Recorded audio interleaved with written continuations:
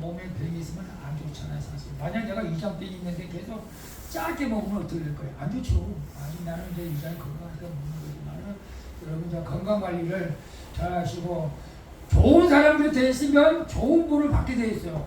나쁜 사람 옆에 있으면 나쁜 사람 본을 받게 돼 있어요. 이게 굉장히 우리에게 주는 중요한 교훈이에요, 사실. 그래서 우리 교회 안에서는 우리가 말씀 공부하면은 누구 본을 받게 돼 있어요? 예수님의 본을 받게 된 일로 믿습니다. 자, 그래서 1번에 보면 나의 인생에서 큰 영향을 미친 사람이나 본보기를 보인 사람은 누구입니까? 만약 있다면 그분을 통해서 받은 가장 큰 영향이 무엇인지 나눠봅시다. 어제도 제가 이제 저는 새롭게하소서를 뭐 2년 전에 한 것도 이제 유튜브 보면 떠요. 그래서 어떤 목사님이 나와서 그러는데 처음에는 자기 아버지를 가장 존경스럽다고 하더라고요. 자기 아버지가 군대에서 예수님을 어떻게 만나가지고 정말 신앙생활을 열심히 하는데 아버지가 너무 존경스러웠는데 어느 날 아버지가 이제 교회에 사찰로 이제 일을 하게 됐대요. 공부를 못 해가지고 뭐 초등학교도 못 나왔기 때문에 아무것도 노동법밖에 못하니까 교회 권사님이신데 남 감리교였나 봐요. 감리교. 이제 나이가 들어가지고 교회 사찰로 있는데 아니 성도들이 너무 무시를 한다는 거예요. 자기 이제 감리교에서 권사님은 권사는 굉장히 높잖아요. 안수입사위니까 장로급인데 그리고 제자들까지도 내 아버지인데 막 반말을 한다고요. 이 중학교 때 공부했던 어린애들이 그래가지고 이 상처를 받은 거예요. 그래가지고 상처를 받아가지고 가출을 한 거예요. 우리 아버지가. 아니 신앙생활 열심히 했던 분인데 이거 뭐야 이렇게 사람들한테 이렇게 나중에 이제 그래서 뭐 또 가출해가지고 어쨌거나 뭐 이상한 짓 하다가 또 하나님께 돌아와서 목사가 돼가지고 이제 그 간직하는 내용이야 뭐 다 얘기할 수는 없지만 아버지가 처음에는 존경스러웠다가 그 성도들한테 관심받고 이렇게 천대받으니까 너무 막 창피해가지고 아버지를 와서 경멸했다 그런 말을 하더라고. 새롭게해서 나오는데 야 근데 부모님들도 근데 본인은 아버님은 괜찮다고 하지만은 자녀들을 볼 때는 그게 또 안 될 수도 있잖아요. 사실은 우리가 교회 안에서 그런 일들이 있으면 안 되는데 사실은 여러분 부모님을 존경한다는 것은 정말로 참 잘 자녀를 기렸다고나 할까요? 생각합니다만은 여러분 부모를 정말 존경합니까? 근데 부모 존경하는 사람 별로 없어요, 사실은. 그죠? 나는 내 부모처럼 되지는 않겠다라고 하는 사람들은 많아요, 사실은. 우리 부모처럼 나는 살지는 않겠다. 그런 사람은 많지만은 나 우리 부모님처럼 되겠다 하는 사람은 아마 가뭄에 콩나듯이 쉽지 않겠지만은 여러분 그러나 우리 주변을 보면 본받을 만한 사람들이 사실 많이 있어요. 많이 있지만 우리가 사람들을 모르잖아요. 그리고 우리는 인간은 사회적 동물이다. 사회적 동물. 또 우리 주성수한테 물어볼까? 누가 그랬어요? 그것도 몰라요? 빨리 생각이 안 나요? 인간은 사회적 동물이다. 인간관계를 떠나서는 사람 살 수 없다. 아리스토텔레스가 얘기했지만 그래서 뭐 우리 하나님도 똑같아요. 우리 하나님 먼저 말했죠. 그래서 하나님이 창세기 1장 28절에 여호와 하나님이 가라사대 이게 누구야? 복종하는 것이 좋지 못하니 내가 그를 위하여 덮는 뱀을 치려. 나 이거 사진 찾았어. 누구지 알아? 그래, 예? 사자도 사회적 동물. 그래서 사회적 동물이죠. 사자. 예. 호랑이도 그게 똑같은. 근데 요즘은 텔레 보니까 쫙 산골에 혼자 사는 사람들이 많아. 나는 자유인이다. 나 그거 가고 싶은데. 근데 처음부터 그렇게 못 살지. 대부분 병이 있거나 상처가 있어가지고 가서 사는 거예요. 병이 있거나 상처받은 사람들. 다 붙잡다 인간들도 그렇게 사는 사람들이고 정상적인 사람은 사회 속에서 어울려 사는 거예요. 어울려 사는 겁니다. 이게 정상적인 거예요. 여러분 이렇게 교회 안에서 이렇게 커뮤니티 이렇게 대화하고 이건 정상적이에요. 정상적인 비정상적인 삶을 살지 마시고 뭐 산에 가서 나는 자연이다 그렇게 안 살기를 바랍니다. 그래서 하나님께서도 먼저 거기서 베풀어 주시 주신 거야. 야, 너들 결혼해가지고 서로 의지하고 살아라. 혼자 사는 것은 하나님이 원치 않는다. 이게 저도 산속에 가서 혼자 살 생각은 안 해. 혼자 들어갈 생각도 없지만. 그런데 혼자 살면 누굴 본받겠어? 혼자 살면 본받을 사람도 없어. 자기 자신만 아는 거요. 아는 사람이 어울려 살다 보니까 저 사람이 나쁜 것도 알고 좋은 것도 알고, 나는 이 사람 좋은 것만 본받아야 되겠다. 그렇게 하면서 우리가 살아가게 되는 줄로 믿습니다. 그런데 많은 사람들은 이 안 좋은 것을 많이 본받아요. 안 좋은 것을. 그래서 우리는 좋은 것을 본받는 차원에서 우리가 오늘 공부합니다. 자, 두 번째 보게 되면 하나님의 형상대로 지음받은 인간이 존재하는 가장 중요한 목적은 하나님의 영광을 위해서입니다. 고린도전서 10장 31절을 보면 너희가 마시든지 먹든지 무엇을 하든지 하나님의 영광을 위하여서 하라라고 말씀하고 있어요. 그렇다면 하나님의 영광을 위해서 지음받은 인간이 타락하여 아무런 소망이 없음에도 불구하고 하나님께서 구원하시는 목적, 하나님께서 우리는 아무런 소망이 없어 살아가야 되는데, 그런데 왜 나를 구원해 줬나? 여러분, 그냥 구원한 목적이 분명히 있다는 거예요. 여러분을 구원한 목적. 여러분 그 목적을 알고 있나요? 구원한 목적. 하나님 나를 사랑하셨기 때문에 구원을 하셨지. 물론 맞습니다만은, 그러다 사명자는 사명 없는 사람 없다고 그래요. 구원의 목적이 있다고 그래요. 목적. 그 목적이 뭘까요? 로마서 5장 28절 30절을 보게 되면 우리가 알거니와 하나님의 사랑하는 자 그 뜻대로 부르심을 입은 자들에게는 모든 것이 합력하여 선을 이루느니라. 하나님이 미리 아신 자들로 또한 그 아들의 형상을 본받게 하기 위하여 미리 정하셨으니 이는 그로 많은 형제 중에서 받아들이게 하려 하십니다. 또 미리 정하신 그들을 또한 부르시고 부르신 그들을 또한 의롭다 하시고 의롭다 하신 그들을 또한 영화롭게 하셨느니라. 모든 것을 합력하여 선을 이루시는 하나님께서 모든 것을 우리의 삶 속에서 하나님을 영화롭게 하기 위해서 우리를 부르신 거예요. 사실은 우리 인생이 될 때까지 살라고 우리를 부른 것이 아니고 하나님 앞에 영광을 돌리라고 우리를 구원해 주신 줄을 믿습니다. 그래서 우리가 하나님 앞에 영광이 된 것이 무엇인가를 찾아야 된다는 것이죠. 이사야서 41장 21절에 보면 하나님께서 인간을 창조하신 목적에 대해서 분명히 말씀하고 있는데, 이는 나를 위하여 찬송을 하게 하기 위함이다 라고 말씀하고 있어요. 제가 이제 말씀 공부를 하면서 진짜 그런 생각을 해요. 그래서 제가 찬양을 인도하지만 양식의 교사가 찬양을 인도하는 것이 좀 더 하나님께서 기뻐하시겠다, 그런 생각을 해본 거예요. 이 양식의 교사는 지금은 괜찮기로 워낙 바쁘니까 이제 좀 시간 내서 이제 마음의 감동이 빨리빨리 오기를 기도합니다. 그래서 이제 주일에 와서 찬양 인도를 했으면 좋을 것 같고, 그래서 하나님 앞에 찬양을 드리라고 우리를 구원해 주셨다. 하나님 앞에 영광을 돌리기 위해서 우리를 구원해 주셨다라는 것이 하나님의 목적일 수가 있다는 것이죠. 그래서 우리가 낮에 그 음탕한 고멸, 창녀에 대해서 말씀을 드렸습니다. 그럼에도 불구하고 이스라엘 백성들을 하나님께서 끊임없이 사랑하셨고, 저도 마찬가지입니다. 여러분 한번 이렇게 고멜처럼 방탕하고 타락한 적이 있나요?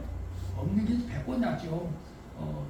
있다면은 우리는 더 빚진 자로서 빚을 갚아야죠. 더 열심히 일해야 돼. 더 주님의 일을 더 많이 해야 돼. 사실 저도 이제 빚진 자의 사람으로서 이렇게 살아가는데, 제가 이제 방황할 때 세상에서 방황할 때나 주님을 몰랐네. 저는 그래도 착했어. 왜 착했냐? 기독교 방송을 좀 들었거든. 교회를 안 나갔어도 기독교 방송을 들었어. 근데 그 찬양이 나오는데 나도 모르게 눈물이 나오네. 나도 모르게. 아니 교회 오라온다 하나님. 그래도 난 누가 전도해서도 나를 교회 나간 건 아니고, 그래서 또 교회를 나가서 다시 또 하나님 앞에 또 막 이렇게 기도했던 그런 적이 있습니다. 여러분, 방황해서 주님을 다시 만나는 것도 은혜지만은 더 큰 은혜는 내가 방황하지 않고 계속 주님과 함께하는 것이 더 큰 은혜인 줄을 믿습니다. 나도 한번 방탕만 해볼까? 방황을 해볼까? 뭐 이렇게 해서 내가 주님 다스린다. 이것은 정말 마귀가 주는 생각이고 내가 방탕을 하고서 방탕하는 게 아니에요. 나도 모르게 그냥 이상한 길을 가가지고 어렵게 된 거예요. 사실은 내가 일부러 뭐 계획해가지고 내가 그런 것은 아니고 육신의 생각대로 살다 보니까 나도 모르게 이렇게 빠진 거죠. 사실은. 그래서 여러분 하나님의 영광을 위해서 하나님 앞에 영광을 돌리라고 우리를 구원해 주셨는데 하나님 앞에 영광을 돌리지 못한다면 하나님께서 어떻게 생각하실까요? 섭섭하게 생각하시죠. 목적에 위반한 거죠. 목적에 위반을 하게 되면 하나님께서 기뻐하지 않는다는 것이죠. 그래서 우리는 이제 예수 그리스도를 통해서 의롭게 되었고 하나님의 영광을 위해서 우리가 살아가야 될 줄 믿습니다. 자, 그래서 우리는 우리가 다시 한번 읽어봅니다. 시작. 하나님께서 우리를 구원해 주시는 목적은 그 아들 예수 그리스도의 형상을 본받아 하나님의 형상을 회복하시기 위함입니다. 하나님께서는 우리의 삶에서 일어나는 모든 것을 다 종합해서 선한 결과를 만들어내시는데 그 선한 결과가 바로 예수 그리스도 형상을 본받는 것입니다. 우리가 예수 그리스도에 본받는 것이 하나님의 구원의 목적입니다. 예수 그리스도는 하나님의 완벽한 형상이기 때문에 예수 그리스도는 우리가 따라가야 할 최종, 최고, 최선의 본입니다. 사다리로 말하자면 예수 그리스도는 본의 사다리 맨 꼭대기인 것입니다. 자, 하나님의 구원의 목적이 우리가 하나님 앞에 영광을 돌려야 되는데 그 영광을 돌리기 위해서는 예수 그리스도 완벽한 하나님의 형상대로 우리가 살아갈 수 있어야 살아가야 하나님의 영광을 돌릴 수 있다는 거잖아요. 그죠? 하나님의 형상을 우리를 통해서 재현시키는 거예요. 이게 많은 사람들이 여러분을 보고 하나님의 살아계심을 나타내는 거죠. 저 권사님 보니까 목사님 보니까 집사님 보니까 하나님이 정말 살아계신 것 같아 라고 하는 그런 인상을 줄 수 있는 우리의 삶이 하나님의 형상을 회복하는 거죠. 하나님의 형상을 나타내는 거예요. 그래서 여러분 그게 이제 말처럼 쉬운 건 아니에요. 왜? 이제 우리가 생명사역을 통해서 이제 그런 일들을 우리가 하나 두 가지 이렇게 감당해 나갈 수 있기를 바랍니다. 하나님의 형상 회복입니다. 자, 그래서 우리가 본받고 따라가야 될 진정한 본받을 사람은 누구였어요? 사람은 아니에요. 누구요? 우리가 본받고 따라가야 할 사람은 예수 그리스도께서 이 땅에 오셔서 하신 사역을 한다고 여러분 생명사역입니다. 생명사역이 무엇인지 구체적으로 확인해 봅시다. 그래서 우리가 본받고 따라가야 할 사람은 사람이 아니고 예수 그리스도입니다. 예수 그리스도께서 이 땅에 오셔서 생명사역을 하셨는데 우리도 그 생명사역을 하면서 생명사역을 한다면은 예수님의 하나님의 형상을 되찾을 수가 있고 예수님을 본받는 것이 되고 하나님의 구원의 목적에 우리가 합당한 삶을 살아가게 된다는 것이죠. 자, 생명사역의 정의가 뭐냐? 생명사역의 정의, 천국 복음으로 사람을 살리고 키우고 고치는 사역이다. 그래서 앞에 생명사역 해놨어. 생명사역은 뭐예요? 각자 한번 읽어볼까요? 천국 복음으로 사람을 살리고 키우고 고치는 사역이다. 자, 여기서 사람을 살린다는 것은 뭘 의미하죠? 사람을 살린다고 하는 것은 영으로 죽어있는 사람들에게 복음을 전해서 영이 회복되게 하는 거예요. 죽어있는 사람을 살리는 거예요. 복음을 전도를 통해서 이게 사람을 살리는 거예요. 여러분, 그래서 예수님께서는 이 한 영혼이 천하보다 귀하다고 그랬잖아요. 그 한 영을 우리는 의사보다 더 귀한 존재예요, 사실은. 근데 의사는 살리는 생명이 제한되어 있지만 우리는 무한하잖아요. 복음을 전해서 죽어가는 사람을 살리는 거예요. 천국 복음으로. 그리고 키운다고 하는 것은 여러분 우리가 예수님의 12제자를 예수님께서 가르쳐가지고 그들을 높이셔가지고 나중에 이제 마지막 때에 천국에 가서 12보좌에 앉힌다고 했잖아요. 키우는 거예요. 하나님의 일을 하게 하는 거예요. 하나님의 일을 하게 하는 것이 키우는 거예요. 내가 예수를 믿고 하나님의 일을 하나도 안 했다? 그 좀 이상하지 않아요? 내가 예수를 믿는데 하나님의 일을 하나도 안 했어. 그거 이상하지 않아요? 이상해요.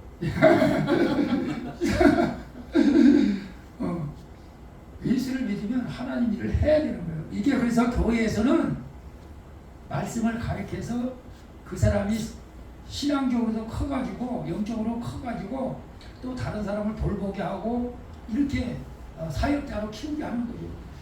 그래서 여러분 영적으로 커가면 여러분 이 세상에 재물이 없어도 가진 것이 없어도 영적인 부유함 약이 넘치는 거예요.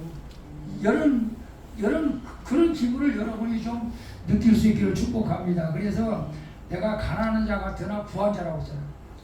가난한 자 같으나 부한 자. 하나님이 함께 있더라고요. 이 어떤 목사님은 우리 아버지가 세계은행 총재인데 뭐 걱정이야 걱정. 야, 그 목사님 믿음도 참 좋아.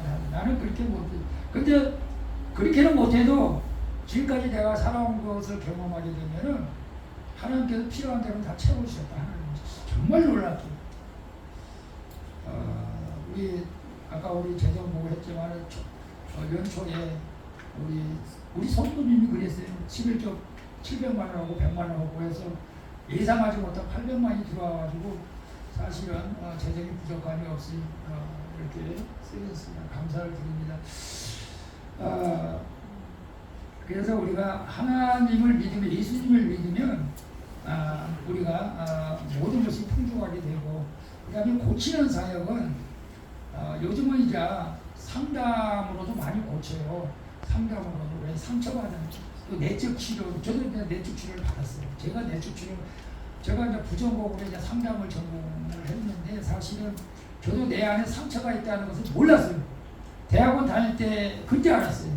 나는 내 안에 상처가 있다는 전혀 몰랐어요. 나는 원래 성격이 그런 사람이다. 나는 한번 섬기려면 이판사판이야. 공사판이야. 없어. 보이는 게 없어. 나는 원래 그런 사람이야. 그래서 나는 체구도 좁고 뭐 이렇게 왜소하지만 제가 한번 섬기려면 다 도망가.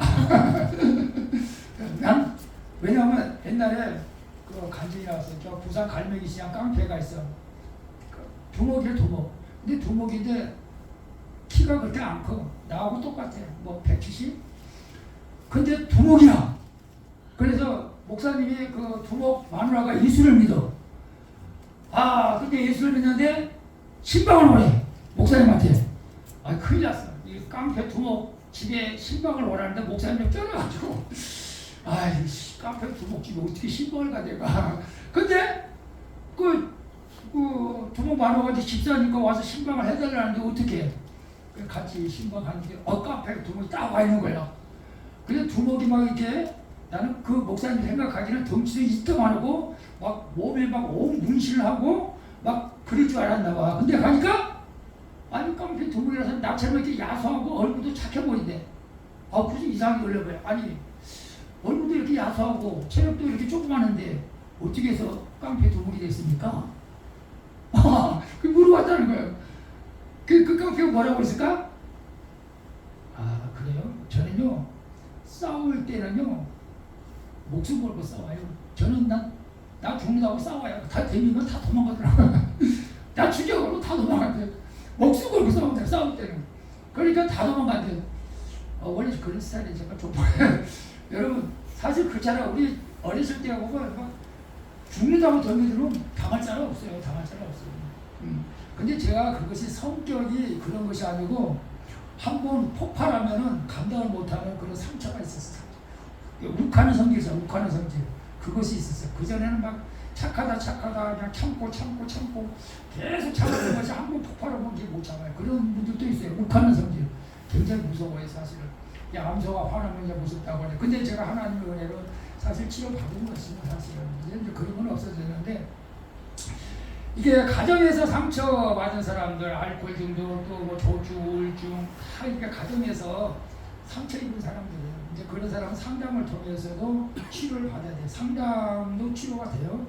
그 다음에 예수님 만나면 100% 다 치료되고, 예수님 만나면. 그래서 상담을 통해서 예수님을 만나게 하는 거예요. 예수님 만나면 다 치료돼요. 그래서 우리는 교회에서 이 두 가지, 여러분 교회 다닌다고 해서 병원에 안 가고 그러면 안 돼요. 병원도 가야 돼요. 약도 먹어야 돼요. 왜냐하면 하나님께서는 다 병원도 하나님 만들어 놓으신 것 때문에 병원도 다녀야 됩니다. 근데 병원 가지 마, 약도 먹지 마. 이건 아주 특별 케이스가 어떤 정말 막 아주 그건 드문 일이고 병원도 다녀야 되고 약도 먹어야 됩니다. 그리고 기도도 받아야 돼요. 기도도 받아야 돼요. 그러면 효과가 더 빨라. 더 빠르고 마음이 평안이 있는. 아니 난 병원만 다니면서 기도 안 받아도 돼. 그건 교만이고 불신 아니에요. 병원 다녀도 기도 받아야 돼. 이 믿음으로 같이 영성을 같이 합해지면 치료가 급속히 일어나게 되기로 있습니다. 그래서 교회에서는 상처받는 사람들 치료받아야 되고 육신의 질병이 있는 사람도 고쳐줘야 돼. 예수님이 그랬거든. 예수님이.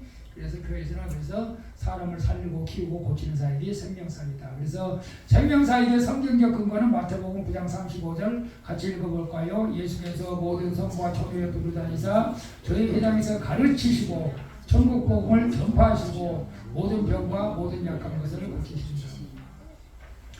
여러분 제가 이제 구역 예배를 드리려고 하면 여러분도 힘들고 나도 힘들고 다 힘들어. 그런데 하나님께서 구역 예배를 통해서 역사하는 일이 굉장히 많아요. 구역 예배를 통해서 같이 얘기하면서 상담하면서 자기 있는 속이 있는 것을 드러내면서 문제를 놓고 함께 연합해서 기도할 때 하나님께서 그때 일하시는 일이 너무너무 많아요. 그래서 구역 예배는 너무너무 소중한 거예요. 여러분이 힘들고 어려워도 제가 이제 내년 이제 광고 안 했는데 천안대학교 영성대회가 있어요. 우리 백석촌에. 그래서 우리 사모님하고 가서 이제 수요일 날 오는데 사모님 일하기 때문에 내년 일 끝나자마자 가고 하루는 휴가 내고 수요일 날을 일을 해야 되니까 화요일 날 밤에 오든지 수요일 날 아침에 제가 이제 찾아다니고 해야 되는데 그래서 그냥 백석 천안대학교에서 하는데 기숙사에 학생들 기숙사에서 우리가 잠자는 거예요. 학생들 이제 방학했으니까. 근데 기숙사가 너무너무 잘 자라서 거기 호텔 같아.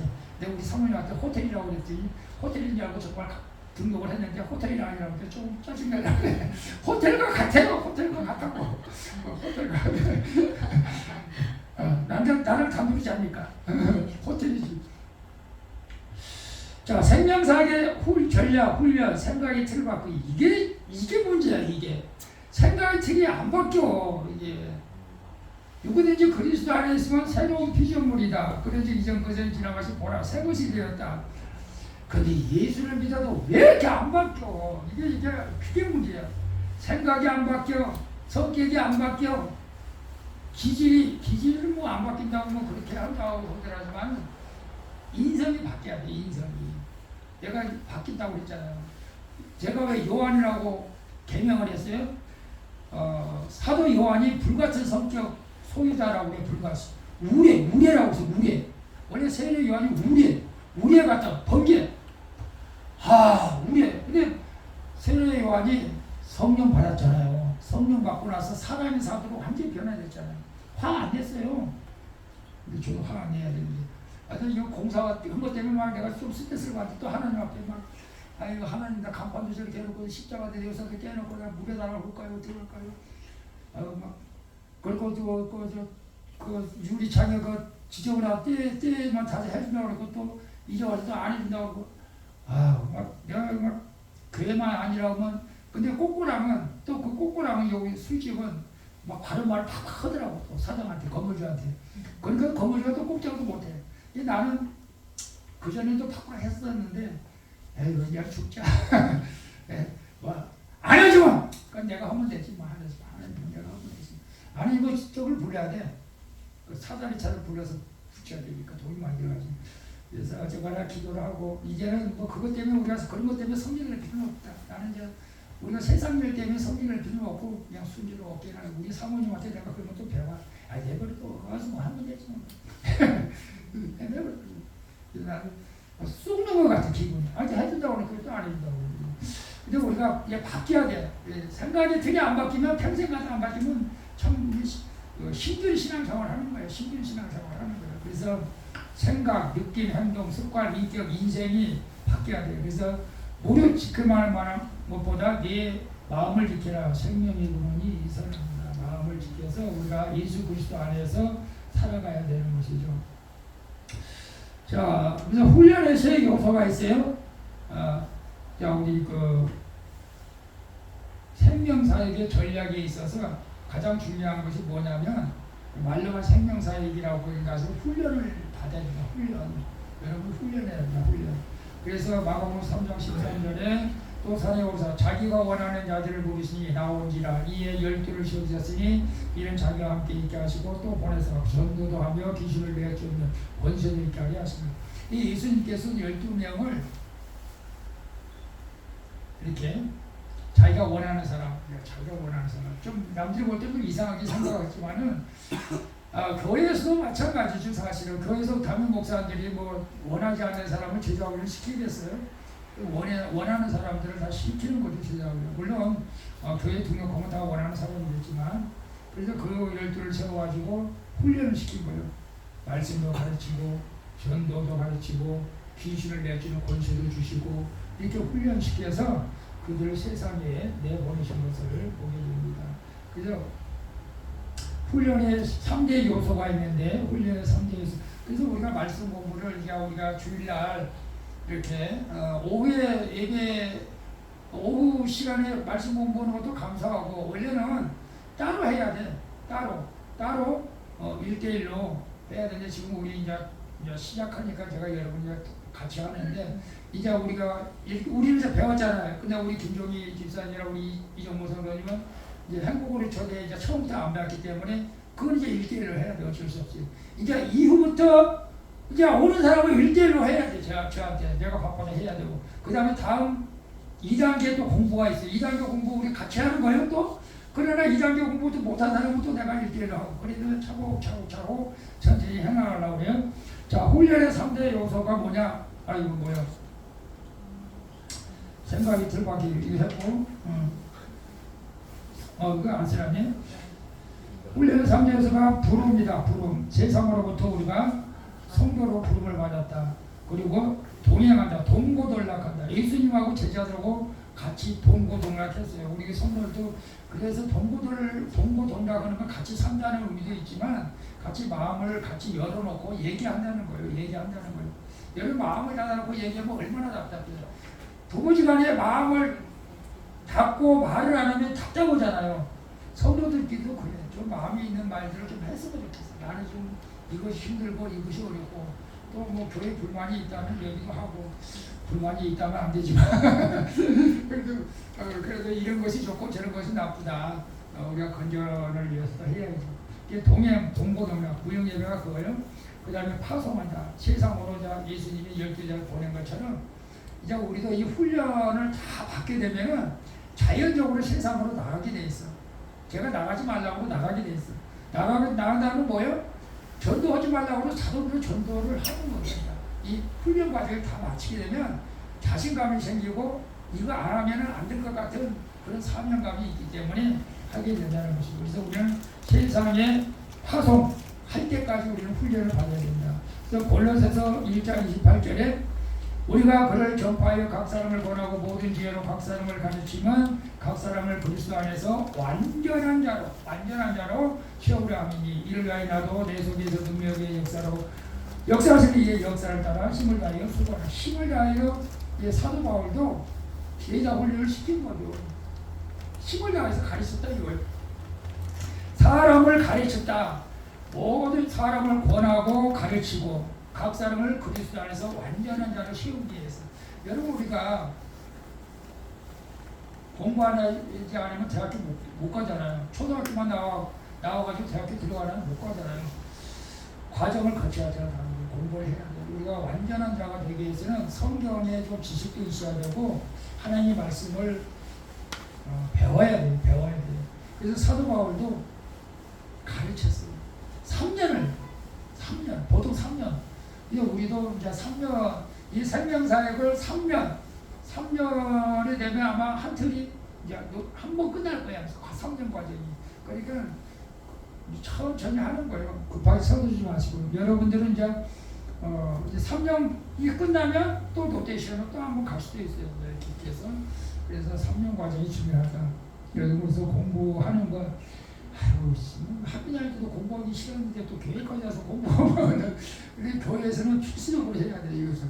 그래서 근데 재밌게 하면 좋은데 그죠? 재밌게 하면 좋은데 이 점심 먹고 하는 이 시간은 지금 잠자는 시간이고 원래는 화요일 날이나 목요일 날 예배 시간 외에 이렇게 성전이나 모여서 1대1로 하거나 그룹으로 이렇게 공부해야 되는데 지금 우리가 이 시간에 하니까 좀 힘들어도 여러분이 이해를 하시고 예수님도 이렇게 훈련을 시켰다 제자들을. 훈련 과정은 힘들고 어려운 일이지만 그러나 훈련을 끝나면은 하나님의 놀라운 은혜를 깨닫게 되는 줄로 믿습니다. 그래서 우리가 이제 훈련을 통해서 생각의 틀을 이제 바꾸게 하는 것인데 이 생각의 틀이 정말 바꾸기 힘들어요. 저도 마찬가지지만은 그래서 근데 참 놀랍게도 저번에도 얘기했지만 이단들이면 3개월이면 싹 바뀐대. 야 놀랍게 결혼시켜요. 얼마나 그 2년 훈련 저 공사지 마리커스 그 대학교 일본 2년 훈련 다 아니 2개월은 바꾼대. 헬스를 써. 그 정도로 강력한 훈련을 시킨다고 하는데 우리 교회는 그러니까 강력한 훈련을 사실 못 시키죠. 사실은 왜 그런지 모르겠지만 저도 그렇게 못하죠. 사실.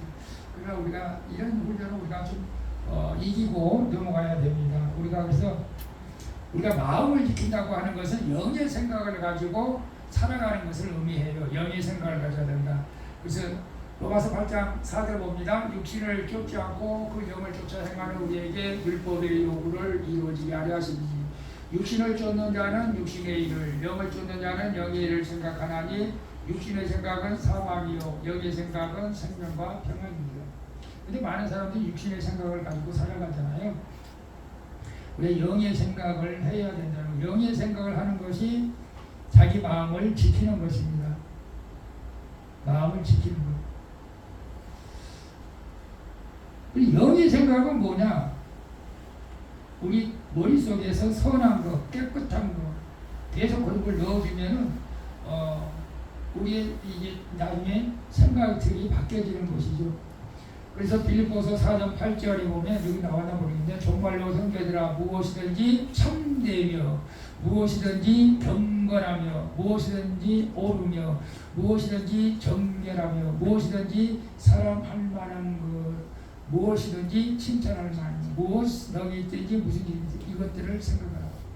좋은 것들만 생각하라. 나쁜 건 생각하지 말고 경건, 참된 것, 정결한 것, 사랑할 만한 것, 칭찬할 만한 것 이런 것들이 우리의 머릿속에 집어넣게 되면 우리도 모르게 어느 순간에 하나님의 형상을 닮은 자로서 하나님의 영광을 나타내고 하나님의 구원의 목적에 대한 합당한 삶을 살아가게 되는 줄로 믿습니다. 그래서 생명사역의 목적이 뭐냐? 그러면 생명사역의 목적 복음으로 사람을 살리고 키우고 고치는데 그것보다 더 중요한 것은 하나님 앞에 영광을 돌리는 것이다. 생명사역의 목적은 내가 잘 되는 것이 아니고 하나님 앞에 영광을 돌리는 것이다. 여러분 그렇게 기억하시길 바랍니다. 그래서 고린도전서 10장 31절에 그런즉 너희가 먹든지 마시든지 무엇을 하든지 다 하나님 앞에 영광을 돌리라. 죄가 되지 않는 한도 내에서 죄가 되지 않는 한도 내에서 먹고 마시든지 다 하나님의 영광이 되리라. 아니 술 먹으면서 하나님 앞에 영광이 돌 수 있을까요? 글쎄 내가 옛날에는 참말로 철이 없었어 그랬다고 할 수도 있을지 모르겠지만 저는 대단하게 생각했어요. 술 먹으면서도 전도했어요. 술집에 가서도 전도했어요. 그게 좋은 것은 아니에요. 그렇다고 해서 누가 교회 나간 사람이 있는지 없는지 모르겠어요. 전도를 했는데. 그래서 그렇게 전도하는 것보다도 우리가 경건한 마음으로 정말로 살아계신 하나님을 전해야 될 줄이 있습니다. 어쩌거나 우리가 무엇이든지 먹든지 마시든지 다 이것이 내가 먹는 것이 하나님의 영광이 되는 것인가 마시는 것이 하나님의 영광이 되는 것인가 먹는 것이 하나님의 영광이 되는 것인가 라는 것을 생각하면서 행동하라는 것입니다. 그래서 우리는 모든 삶을 통해서 하나님의 영광이 되어야 된다. 직장 생활하면서도 하나님의 영광이 되어야 된다. 직장 생활하면서도 하나님의 영광이 안 되면은 내가 생각하지 말고 하나님의 뜻을 구해야겠지. 그래서 하나님의 영광이 안 되면 그만둬야 돼요. 하나님의 영광이 되도록 우리가 직장 생활을 해야 될 줄 믿습니다. 그래서 생명사의 목적은 무조건 하나님의 영광을 돌리는 것이고 그러면 생명사의 그러면 결과가 무엇이야? 결과는 하나님의 역설적 축복이다. 역설적 축복은 뭐냐? 지금 우리가 고난 가운데 있지만 훈련 가운데 있지만 반드시 축복을 받게 된다는 거예요. 그래서 골로새서 3장 10절 내가 그리스도와 그 부활의 권능과 그 고난에 참여함을 알려하여 그의 죽으심을 본받아 어찌하든지 죽은 자 가운데서 부활에 이르려 하느니. 여러분 노크로스 노크라운 노크로스 노크라운인가? 노크로스 노크라운 고난 없는 영광은 없다. 고난 없는 영광은 없다.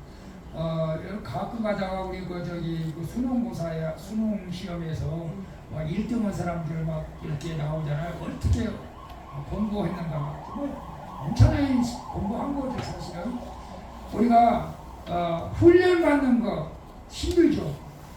믿음으로 산다는 거 힘들어요. 힘든 것을 고난이라고 생각할 수가 있어요. 믿음으로 산다는 게 힘들어요. 그러나 그 고난에 참여했을 때 우리가 부활의 영광에 이르게 된다는 거예요. 아니 난 편하게 살 거야. 지금 편하게 살려면 교회 안 나와도 되잖아. 그냥 집에서 편하게 누워있어. 일주일 동안 일하고 얼마나 피곤할 거예요. 우리 직장에 다니는 권사님, 집사님, 우리 권사님 직장에 다니고 얼마나 피곤해. 쉬고 싶은 마음이 뭐 굴뚝 같을 것 같아. 내가 생각해서 이번 주만 교회 안 나가서는 안 될까? 이번 주 쉬면 안 될까? 일찍 보내줘요. 일찍 보내줘요. 일하는 사람들 생각해.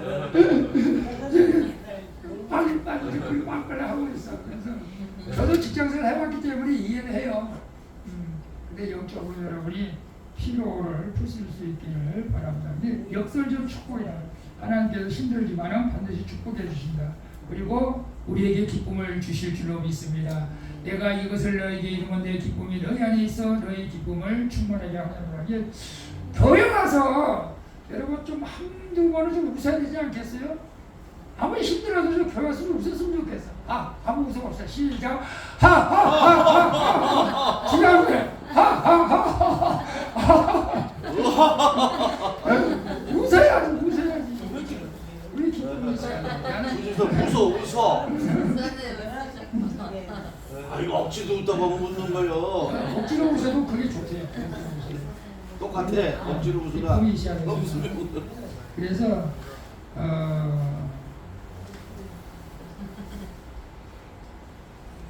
우리가 이 땅에서 예수님 때문에 조금 힘들 수도 있고 고난받을 수도 있어요. 그건 각오해야 돼요. 그것은. 왜냐하면 나중에 이제 나옵니다. 우리가 예수님의 십자가를 지어야 되기 때문에 그렇습니다. 그래서 이 역설적인 축복, 역설적 하나님의 축복이 뭐냐? 우리가 한번 같이 읽어볼까요? 오직 하나님의 영광을 위하여 십자가의 고난을 당하면 부활의 능력을 체험하게 됩니다. 오직 하나님의 영광을 위하여 생명사역을 하면서 내가 십자가를 지면 다시 살아나는 능력을 체험하게 됩니다. 생명사역을 하면서 오해받고 눈총받고 손가락질 당하면 하나님께서 능력과 기쁨과 영광과 행복을 체험하게 됩니다. 우리가 예수 그리스도와 동행하며 생명사역에 헌신하면 예수님께서 말씀하신 대로 충만한 기쁨을 얻게 될 것입니다. 사도들은 예수의 이 말씀대로 오직 하나님의 영광을 위하여 생명사역을 하면서 충만한 기쁨을 체험했습니다. 천국의 역설은 내가 하나님의 영광을 위하여 살면 내가 가장 행복하다는 것입니다. 동시에 이것은 내가 하나님의 영광을 위해 살면 남들의 유익을 본다는 것입니다. 천국에는 행복의 역설이 있습니다. 행복의 역설은 행복의 파문을 일으킵니다. 오직 하나님의 영광을 위해 생명사역에 헌신하면 하나님을 위해 일하는 데 내가 행복해지고 남들이 행복해지는 것입니다. 여기서 중요한 것은 내가 하나님의 영광을 위해서 살게 되면 남들이 유익을 본다는 거예요. 여러분 남들이 유익을 보면 여러분 배가 아픕니까? 그렇게 생각하면 안 되잖아요. 내가 하나님의 영광을 살면 남들이 유익을 보면 남들이 유익을 보면 하나님의 영광을 받으시고 그걸로 해서 내가 행복해지는 것을 경험하게 된다는 거예요. 그러니까 여러분이 삶을 통해서 남들이 행복해지면 이게 하나님께 영광이 되는 거잖아요. 그런 삶이 되어지길 축복합니다. 자, 그러면 예수 그리스도의 십자가 때문에 우리가 이제 구원을 받았습니다. 예수 그리스도 때문에 우리가 구원을 받았습니다. 우리의 죄 때문에 죽으셔야 했던 예수 그리스도께서 제자들이 가진 세 가지 명령이 있습니다. 그 명령이 무엇일까? 세 가지 명령. 이제 우리가 실질적으로 우리가 삶에서 우리가 이제 따라가야 되는데, 자 마태복음 16장 24절 봅니다. 이에 예수께서 제자들에게 이르시되 아무든지 나를 따라오려거든 자기를 부인하고 자기 십자가를 지고 나를 쫓을 것이니라. 첫 번째 명령 뭐예요? 자기를 부인하라. 이게 굉장히 어렵습니다. 사실은 하나님의 것들을 생각하지 않고 사람의 것들을 생각하는 것, 이것을 버리라 이겁니다. 버리라 이거예요. 자익권, 세상의 삶에 지배되어 있는 자기 생각을 버리라는 것입니다. 아직도 내가 세상에서 욕심 부리고 사는 것, 이게 전부 다 육신의 생각이라는 거예요.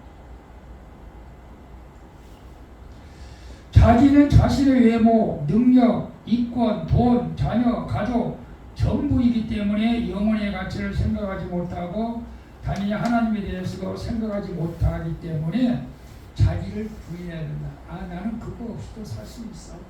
나는 하나님만 믿으면 돼. 이거 쉽지 않은 말이지만은 우리가 자기 자신을 부인해야 됩니다. 우리는 근데 저도 목사이지만은 사실은 목사들도 욕심이 있어요. 내가 이렇게 말을 한다고 나는 세상에서 다 버리고 나는 그냥 주님만 힘을 해야 돼. 저는 사도적으로 그렇게는 저도 못해요 사실. 그러나 부인할 것은 부인해. 나를 부인한다. 뭘 부인해야? 세상에서 내가 물질이 없어서 살 수 있다. 사람 의지하지 않는다. 이런 거. 그리고 하나님만 바라본다. 이런 거. 근데 많은 사람들은 나는 하나님 없어도 살고 당신만 있으면 돼. 이런 것이 문제예요. 하나님 없어도 돈만 있으면 돼. 이런 거 부인하라는 거예요. 이런 거 부인해야 됩니다. 하나님 없이는 내가 살 수 없다. 자기 부인을 하면서 우리가 예수님을 쫓아야 된다. 그리고 두 번째로는 십자가를 지라고 말씀합니다. 십자가는 사람들의 것들을 하나님의 것들을 생각하고 실천하는 일을 십자가라고 생각합니다. 하나님의 일을 생각하는 거예요. 하나님이 이것을 내가 하라는 것이 맞나? 맞으면 그 십자가를 지어야 되는 것이죠. 하나님의 뜻대로 살면서 겪는 모든 고통을 말할 수도 있습니다. 그래서 신약생계 초대교회 때는 예수님의 제자들이 복을 받는 게 아니었었어요. 아니 세상적으로 말하는 복을 받는 게 아니었었어요. 만약에 정말로 세상적인 방법이라면 예수님의 12 제자들은 빌딩을 하나 쓰면 사셔야 될 거 아니에요. 최소한 아파트 한 채 쓰면 사야 될 거 아니에요. 근데 다 순교했어요. 순교했다고요. 그런 고통을 우리가 감내할 줄 알아야 된다. 우리 십자가를. 근데 사실은 그것이 하나님의 나라에 가서는 더 큰 영광이 되기 때문에 그러는 것이죠. 그래서 로마서 5장 17절이 나와 있는 자녀에게서 또한 상속자고 하는 상속자요 그리스도와 함께한 상속자 우리가 그와 함께 영광을 받기 위하여 고난도 함께 받아야 할 것이다. 십자가를 진다는 것은 자기가 죽고 예수가 산다는 것을 말할 수 있습니다. 그래서 우리가 두 번째로는 십자가를 져라. 세 번째로는 세 번째 명령은 예수를 따르는 것. 나를 부인하고 십자가를 지고 예수를 따르는 거죠. 예수를 따르는 것. 그래서 우리가 예수님 따르기 때문에 오늘도 우리가 주님 앞에 나와 예배드린 줄로 믿습니다. 그런데 우리 주의 종들, 목사님들은 신학교 가서 꼭 막 가슴에 정말 뭉클하게 이런 말씀들을 암송을 합니다. 내가 같이 읽어볼까요? 시작. 내가 그리스도와 함께 십자가에 못 박혔나니 그런 적이 전에 내가 산 것이 아니요 오직 내 안에 그리스도께서 사신 것이라.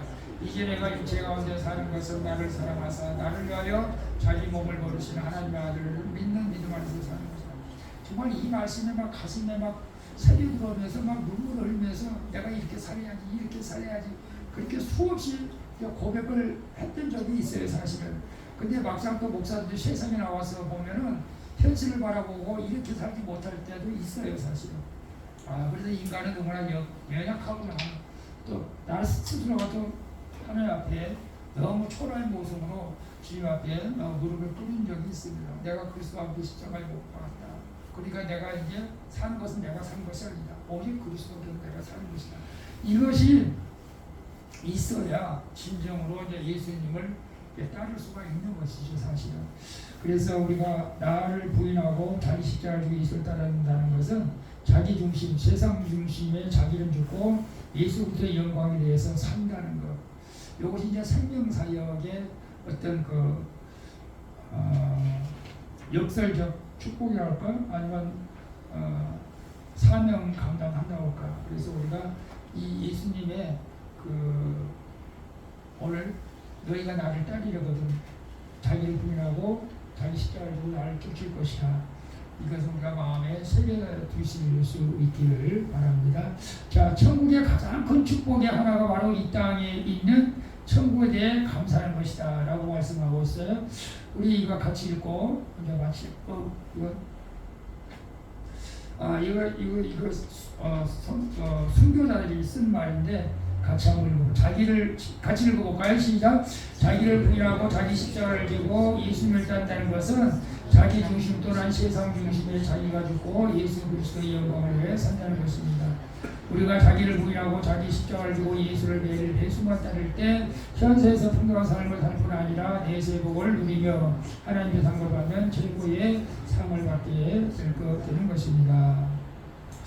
이 5명의 젊은 사람들이 사실 선교지에 나가서 순교를 했던 사람들입니다. 순교를 했던 사람들인데 그분 중에 짐 엘리엇이라고 사람인데 그 이제 부부시간에 이런 대화를 한 적이 있었어요. 우리 이거 같이 한번 읽어볼게요. 시작. 천국의 가장 큰 축복의 하나는 바로 이 땅에 있는 천국에 대해 감사하는 것입니다. 결코 잊을 수 없는 것을 얻기 위하여 결코 보존할 수 없는 것을 주는 사람은 바보가 아닙니다. 이의 말은 미국 기독교 명문 이턴 대학의 레슬링 선수였고 글도 잘 썼던 짐 엘리엇이라는 젊은 청년이 남미 에콰도르 인디언 선교를 떠나기 전 쓴 일기에 적힌 글입니다. 그의 말은 아름다운 아가씨 엘리자베스를 감동시켰고 성도에 헌신하기 위해 갔던 에콰도르 수도의 카토에서 1963년 1월 8일 그들은 결혼하게 되었습니다. 그리고 그는 나머지 4명의 청년과 함께 인디언 선교를 위해 떠났지만 싸늘한 시체가 되어 돌아왔습니다. 아까 이 청년들이요, 짐 엘리엇과 4명의 청년들이 에콰도르 갔다가 싸늘한 시체가 돌아왔습니다. 장례가 촉망되는 5명의 청년들이 무참하게 살해당한 이 사건으로 미국 사회는 큰 충격에 휩싸였습니다. 세상 사람들이 비극이라고 떠들어대는 이 사건에 대해 짐 엘리엇 부인인 엘리자베스는 이렇게 말했습니다. 비극이라뇨. 남편은 바로 그 목적을 위해서 그곳에 갔습니다. 자신의 생명을 드리기 위해서 그 땅에 갔습니다. 남편의 희생은 분명히 그곳에서 하나님의 생명 사역을 이루는 데 밑거름이 될 것입니다. 어떤 사람이 그의 선교가 불필요한 낭비라고 비난하자 그의 아내 엘리자베스는 이렇게 말했습니다. 말씀을 삼가해 주세요. 낭비라뇨. 제 남편의 죽음은 낭비가 아닙니다. 그는 온 세계를 이것을 위해 준비했던 사람입니다. 바로 이 시간을 위해 살아왔던 사람입니다. 그는 자기의 책임을 수행한 그리고 자기 목표를 달성하고 죽은 행복한 사람입니다. 그녀는 남편 짐이 순교한 후 10개월밖에 안 된 딸 발레리와 함께 1959년 아우카조 와우다이 부족에 가서 선교를 했습니다.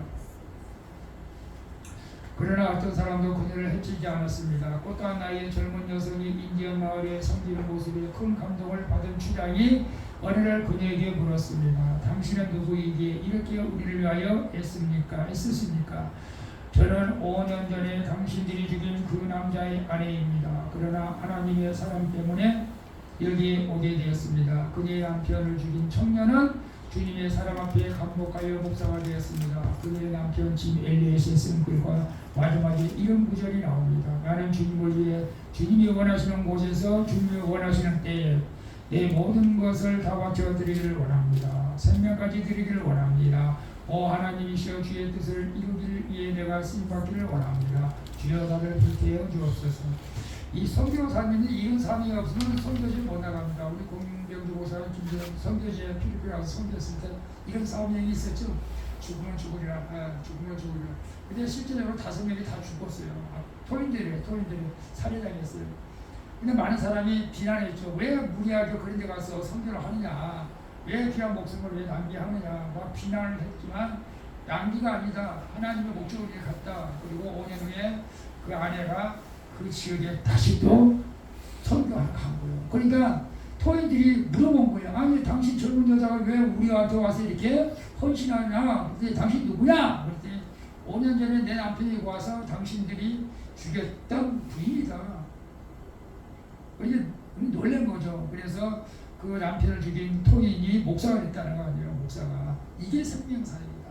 한 영혼이 죽어서 많은 열매를 한 씨가 썩어서 죽어서 많은 열매를 맺게 하는 거. 이게 생명사역인데 우리가 이제 생명사역에 우리가 씨가 되어져야 할 줄로 믿습니다. 그래서 뭐 쉬운 일은 아니지만 우리가 이 생명사역을 통해서 여러분이 하나님의 영광 안에 살고 그렇게 되면 여러분 순교하는 게 아니에요. 우리나라는 우리 순교 사명 없습니다.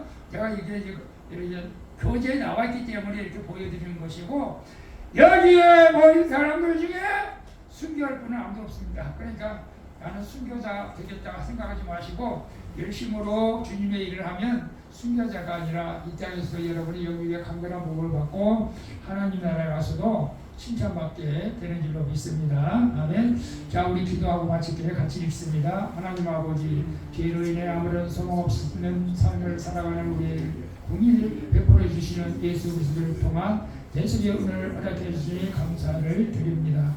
이제 복음으로 사람을 살리고 키우고 고치는 예수님의 생명사역을 통해 영원한 행복의 길을 찾게 하셨으니 끝까지 그 길을 걸어갈 수 있도록 인도해 주시옵소서. 주님, 한 번뿐인 이 땅에서 인생을 헛되이 보내지 않게 하시고 세상의 가치를 추구하며 살아가는 자기를 부인하고 예수님을 따라가는 과정 속에서 겪게 되는 수많은 어려움을 기꺼이 감내하면서 살게 하여 주시옵소서. 주님, 나의 삶을 통해 하나님께 영광을 돌리게 하시고 천년 행복을 누리며 살게 해 주시옵소서. 영원한 행복의 구원이 되시는 예수 그리스도의 이름으로 기도하옵나이다. 아멘. 우리 찬양 한 번 하고 마치도록 하겠습니다.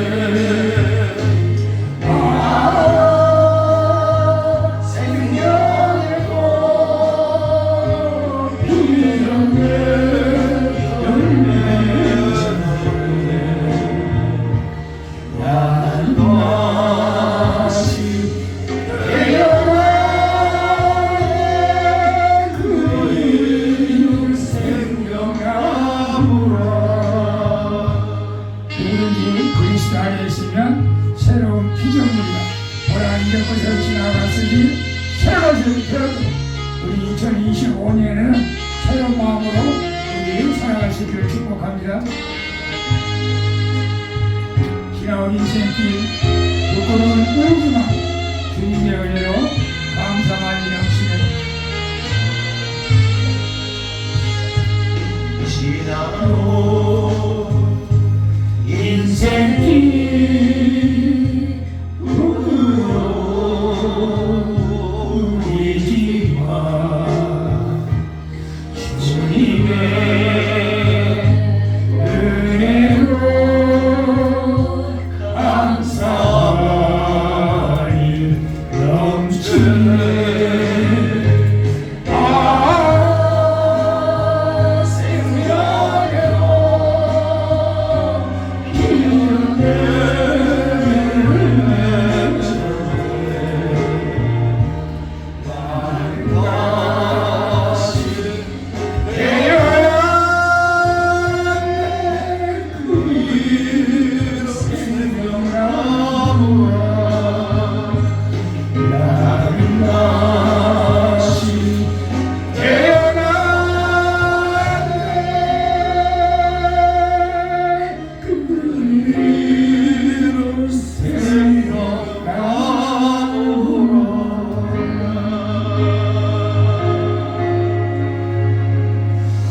아버지 하나님 감사합니다. 멸망당할 수밖에 없고 죽을 수밖에 없는 저희들을 사랑해 주셔서 고멜과 같은 음탕한 저희들을 살려주셔서 오늘날 하나님의 자녀로 살아가게 하시니 감사드립니다. 이제 오늘 또 행복의 초대 하나님 마지막 생명사에 대해서 우리가 말씀을 공부했습니다. 이 생명을 살리는 사역, 천국복음으로 생명을 살리고 키우고 고치는 이 사역이 하나님 앞에 영광을 돌리는 사역인 줄로 믿습니다. 이 사역을 수원방적에서 잘 감당해서 우리 사랑하는 성도들이 복을 받고 상급을 받는, 그리고 왜 내가 이 땅에서 살아가야 하는 이유를 분명히 알 수 있는 크신 은혜가 2025년도에 있게 하여 주시옵소서. 또 내일부터 날씨가 춥다고 합니다. 아버지 하나님, 우리 직장에 다니는 우리 권사님, 집사님, 권찰님들 건강을 지켜주시고 직장에서 본인을 감당할 수 있는 지혜와 능력을 주시고, 우리 승진의 기회가 우리 최정 권찰에게 좋은 소식이 있게 하여 주시고, 또 건강에 몸을 주셔서 태양도 열리시고 목이 임하게 하여 주시고, 특별히 우리 이정우 우리 성도님 아내 문서연 하나님 모든 질병을 치료하여 주시고 속히 아버지 하나님 팀원에서 하나님 함께 예배하며 찬양할 수 있도록 은총을 베풀어 주시옵소서. 우리 아버지 하나님 감사하며 축복하고 우리 사랑하는 성도를 한 주간도 말씀을 읽을 때 암송할 때 지혜와 능력을 전입혀 주시옵소서. 감사드리며 축복하고 예수님의 이름으로 기도하옵나이다. 아멘. 하늘에 계신 우리 아버지여, 이름을 거룩히 여김을 받으시오며 나라가 임하시오며 뜻이 하늘에서 이루어진 것 같이 땅에서도 이루어진다. 오늘날 우리에게 일용할 양식을 주옵시고 우리가 우리에게 죄진자를 사하여 준 것 같이 우리 죄를 사하여 주옵시고 우리를 시험에 들게 하지 마옵시고 다만 악에서 구하옵소서. 내게 나라와 권세와 영광이 아버지께 영원히 있사옵나이다. 아멘. 수고하셨습니다. 우리 공동회의 있어서 늦게 끝난 지 10분 되셨어요.